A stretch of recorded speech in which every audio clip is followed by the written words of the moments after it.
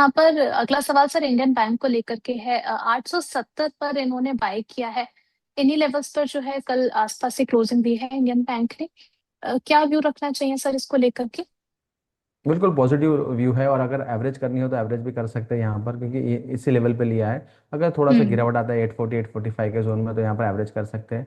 800 का closing basis पे stop loss maintain करेंगे, क्योंकि टेक्सचर काफ़ी पॉजिटिव है। एक बड़ा सा रैली आया था, उसके बाद एक अच्छा करेक्शन आया है। और एग्जैक्टली 200 ऐसे में जो एक्यूमुलेशन जोन है, वहीं पे स्टॉक ने कंसोलिडेट किया है और वहाँ पर एक ब्रेकआउट आया है। ब्रेकआउट के बाद रिटेस्ट भी अच्छा हुआ है और स्टॉक अब चलना शुरू कर दिया है। यहाँ पर अगर जो हम्म। पॉजिटिव सेंटीमेंट बना रहेगा तो करीबन 960 तक के टारगेट बन सकते हैं। अच्छा रिस्क रिवॉर्ड है, बिल्कुल बने रहना चाहिए। ठीक है, अगला सवाल सर नई खरीदारी को लेकर के आया है। जिंदल स्टील और चेन्नई पेट्रो किन प्राइस पर जो है इन काउंटर्स में जो है वो एंट्री ली जाए? और क्या आपकी नजर में रहेंगे दोनों शेयर्स अगर नई खरीदारी करनी है तो, चेन्नई पेट्रो और जिंदल स्टील? देखिए ऋषि जी, ये कमोडिटी रिलेटेड स्टॉक है। तो यहाँ पर आप देखेंगे तो जब साइक्लिकल प्ले होगा तब यहाँ पर स्टॉक्स में हम्म। मोमेंटम बनेगा। अब मेटल साइकिल आप देखेंगे तो कंसोलिडेशन जोन में जा रही है, मेटल्स के प्राइसेस नीचे आ रही है लगातार। और स्पेशली स्टील में इतना बड़ा कोई प्राइस मूवमेंट नहीं आया था। तो स्टील में आप जिंदा हम्म। स्टील की अगर आप बात करेंगे तो काफ़ी बड़ा एक गिरावट आ चुका है ऊपर के स्तरों से, करीबन 15 to 12% का। 1350 के जोन से यहाँ पर स्टॉक अपने 200 ऐसे में करीबन 1130 के आसपास यहाँ पर ट्रेड कर रहा है। यहाँ पर आपको स्ट्रिक्टली एक स्टॉप लॉस मेंटेन करना पड़ेगा अगर आप एंट्री कर रहे हैं तो 1100 का। 1100 के नीचे हम्म। यहाँ पर स्टॉक में और बड़ी गिरावट आ सकती है। और आप देखेंगे तो डेली चार्ट्स पर एक राउंडिंग टॉप बना है और वहां से एक ब्रेकडाउन मिला है। चेन्नई में पेट्रोल की अगर बात करें, वहां पर भी सेम रुझान रहेगा। क्रूड जैसे अपस्ट्रीम कंपनी है, क्रूड के प्राइसेस काफ़ी बड़ी करेक्ट हुए, करीबन 27% के अराउंड ऊपर के जोन से नीचे आए हैं। तो यहाँ पर इसी वजह से स्टॉक्स में भी एक करेक्शन देखने को मिल रहा है। 950 940 का एक अच्छा जोन है, वहां पर अगर आपको मिलता है तो वहां पर आप ऐड कर सकते हैं। हाल फिलहाल नई फ्रेश खरीदारी के लिए दोनों स्टॉक्स में अवॉइड की सलाह रहेगी। अवॉइड की सलाह, चलिए ठीक है। रवि जोशी जी कह रहे हैं कि गॉडफ्रे फिलिप्स में 2400 की इनकी बाइंग प्राइस है सर, एक महीने के हिसाब से क्या इनको यहाँ से लॉस बुक कर लेना चाहिए? अपने आंखों के सामने काफी नुकसान झेल लिया है, अब आगे क्या रणनीति होनी चाहिए? जी, गॉडफ्रे फिलिप की अगर बात करें तो काफ़ी मोमेंटम वाला स्टॉक है और वॉलेटाइल स्टॉक है। बट यहाँ पर हम्म। देखेंगे तो यहाँ पर करीबन 2150 के अराउंड एक अच्छा बेस बनाया है। अगर आपका शॉर्ट टर्म व्यू है, 2150 का एक स्टॉप लॉस रख दीजिए, क्योंकि आप देखेंगे वो सेक्टर जो है वहाँ पर गवर्नमेंट का फोकस रहता है। और कल के सत्र में भी आप देखेंगे तो आईटीसी की तरफ से एक न्यूज़ आया था, करीबन 8 to 10% का सिगरेट प्राइसेस में हाइक कर रहे हैं। तो हाँ जी। गवर्नमेंट के यहाँ पर काफ़ी उनका इंटरवेंशन रहता है। तो जैसे कि ये स्टॉक्स के अंदर अच्छा परफॉर्मेंस भी होता है, तो गवर्नमेंट का एक जो करेक्टिव जो उनका मेजर्स रहते हैं, उनकी डर बना रहता है। ऊपर की तरफ आप हम्म। देखेंगे तो करीबन 2300 के अराउंड एक रेजिस्टेंस है। जब उनके अर्निंग्स आए थे, अर्निंग्स काफ़ी बेटर थे, बट मैनेजमेंट ने नेक्स्ट क्वार्टर के लिए जो वॉल्यूम ग्रोथ है उसके अगेंस्ट उन्होंने थोड़ी चिंता जताई थी। इसकी वजह से स्टॉक एक कंसोलिडेशन जोन में है।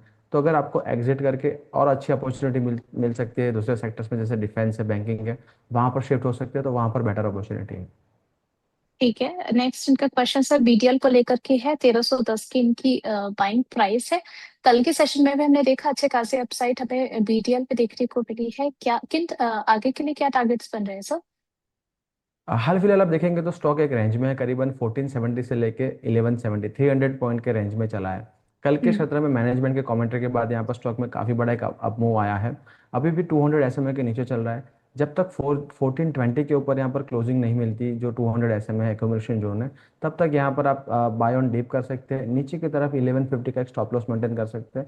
हालांकि अभी जो अपना टॉप ऑफ द जो रेंज चल रहा है, तो एक बार 1420 क्लोज होने दीजिए, उसके बाद आप एंट्री करिए। बीच में अगर एंट्री करेंगे तो थोड़ा फंसने के चांसेस है, नीचे स्टॉक आ सकता है, या फिर lower end of the range 1150 1200 के जोन में लेंगे तो वहां पर काफ़ी बढ़िया रिस्क रिवॉर्ड है। हाल फिलहाल अवॉइड करिए। ब्रेकआउट या ब्रेकडाउन के बाद यहाँ पर आप एंट्री कर सकते हैं। चलिए ठीक है, अतुल कुमार जी के भी दो सवाल है। आनंद राठी वेल्थ को लेकर के 1850 की इनकी बाइंग प्राइस है।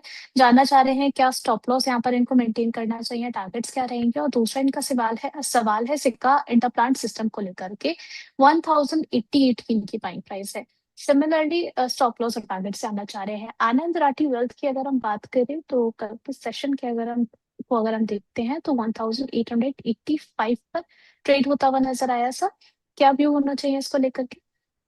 जी, कैपिटल मार्केट थीम से स्टॉक है और आप देखेंगे तो यहाँ पर काफ़ी बढ़िया रिटर्न्स बनाए हैं स्टॉक ने भी और कैपिटल मार्केट ओवरऑल थीम ने। अभी भी यहाँ पर बने रहने की सलाह है, क्योंकि एक बड़े कंसोलिडेशन के बाद यहाँ पर एक ब्रेकआउट है। करीबन आप देखेंगे तो हम्म। अप्रैल के अंदर यहाँ पर 1160 के जो जोन बने थे, उसके बाद लगातार स्टॉक 100 रुपीज़ के दायरे में कंसोलिडेट होता रहा है, और अपने 24 और 52 ईएमए के अराउंड यहाँ पर काफ़ी बड़ा एक अच्छा जोन बना है। क्लोजिंग बेसिस पे 1720 का एक स्टॉप लॉस मेंटेन करेंगे। कल के क्षेत्र में काफ़ी बड़ी अच्छी कैंडल बनी है, करीबन 3% के अराउंड, और एक ब्रेकआउट कैंडल है विथ वॉल्यूम। हम्म। यहाँ पर बने रहना चाहिए, करीबन 2000 2000 हंड्रेड के 2100 के टारगेट आ सकते हैं। 1720 का एक स्टॉप लॉस मेंटेन करेंगे। सिक्का की अगर बात करें, सिक्का इंटरप्लास सिस्टम की, तो यहाँ पर जो डेटा है काफ़ी कम है, बट जो प्राइस एक्शन है काफ़ी यहाँ इंकरेजिंग है। करीबन 860 से लेके 955 100 पॉइंट का एक जो जोन था, वहाँ पर एक अच्छा कंसोलिडेशन हुआ है, और लगातार दो कैंडल के बाद यहाँ पर एक ब्रेकआउट मिला है। करीबन 1200 के टारगेट बन सकते हैं, बट यहाँ पर स्टॉप लॉस काफ़ी डीप है, करीबन 880 के करीब, तो रिस्क रिवॉर्ड इतना फेवरेबल नहीं है। हम्म। ठीक है, मंजू जी पूछ रही हैं यूनाइटेड स्पिरिट्स के बारे में। सर बताइए, 1350 की कॉल ली थी 23 रुपए पर, अब 10 हो चुका है, एक्सपायरी है 30 जून की। अब ये मंडे को एग्जिट करना चाहिए या फिर वेट करना चाहिए? जी। और उसे जी, अगर आप ऑप्शंस में काम कर रहे हैं तो वहां पर एक स्टॉक के अंदर मोमेंटम नहीं होगा, तो आपको पैसे यहाँ पर गंवाने पड़ेंगे, आपको बड़ा फाइनेंशियल हम्म। लॉस हो सकता है। तो जब ऑप्शंस करें तो पोजिशनली होना चाहिए, आपको एक शॉर्टर टर्म ऑप्शंस का ट्रेड होना चाहिए, या फिर आपको एक स्ट्रेटेजी डिप्लॉय करके ऑप्शंस ट्रेड करनी चाहिए, वो मेरी सलाह रहेगी। यहाँ पर अगर आप देखेंगे तो एग्जैक्टली 200 ऐसे में जो है रेजिस्टेंस जोन है, वहीं से एक रिजेक्शन मिला है स्टॉक के अंदर। आपके पास ऑप्शन है 1300 का एक स्टॉप लॉस मेंटेन करेंगे तो बेटर रहेगा।